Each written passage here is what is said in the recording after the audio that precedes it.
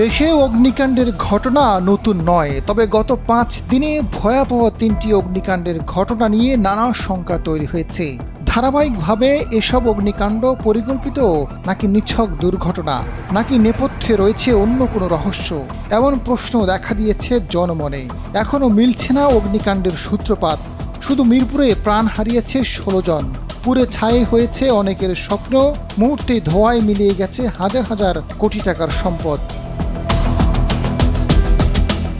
সম্প্রতি অগ্নিকাণ্ডের প্রথম শিকার ঢাকার মিরপুরের একটি কেমিক্যালের গুদাম ও পোশাক কারখানা। এতে মৃত্যু হয়েছে 16 শ্রমিকের।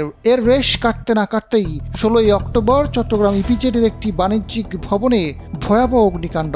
তোয়ালে ও মেডিকেলে সরঞ্জাম তৈরির 2টি কারখানা সহ পুড়ে কঙ্কাল হয়েছে 7 তলা পুরো ভবনটি।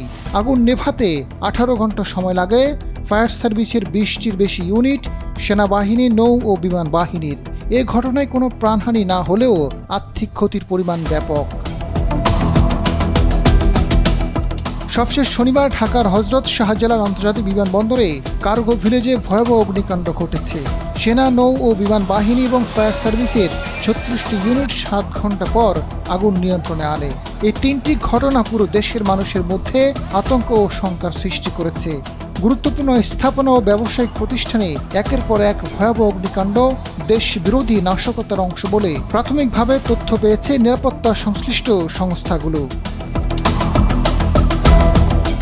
সংশ্লিষ্ট সূত্র জানায়, নাশকতা পরিকল্পনাকারীদের প্রধান লক্ষ্য দেশের অর্থনৈতিক ক্ষতি সাধন, অভ্যন্তরীণ নিরাপত্তা পরিস্থিতিতে অস্থিরতা তৈরি, বিদেশি বিনিয়োগে বাধাগ্রস্ত করা এবং বিনিয়োগকারীদের মধ্যে আতঙ্ক সৃষ্টি করা। চক্রটির পরবর্তী টার্গেট হতে পারে মেট্রো রেল, সরকারি, বেসরকারি এবং সামরিক স্থাপনা।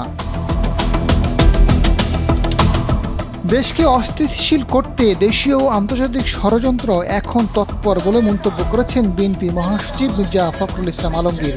এসব অগ্নিকাণ্ডের ঘটনা পূর্ব পরিকল্পিত বলে জনগণ বিশ্বাস করে বলে মনে করেন তিনি। জনপ্রিয় ইসলামী স্কলার মিজানুর রহমান আজহারি অগ্নিকাণ্ডের পেছনে কোনো পরিকল্পিত রহস্য আছে কিনা গভীরভাবে খতিয়ে দেখার প্রয়োজন মনে করেন। জাতীয় নাগরিক পার্টির উত্তরাঞ্চলের মুখ্য সংগঠক সার্জিস আলম অগ্নিকাণ্ডের ঘটনাকে চক্রান্তের অংশ হিসেবে উল্লেখ করেছেন। নিরাপত্তা বিশ্লেষকদের মতে অগ্নিকাণ্ডের ধরন দেখে বোঝা যায় এটি কোনো বিচ্ছিন্ন ঘটনা নয়, বৃহৎ ষড়যন্ত্রের অংশ।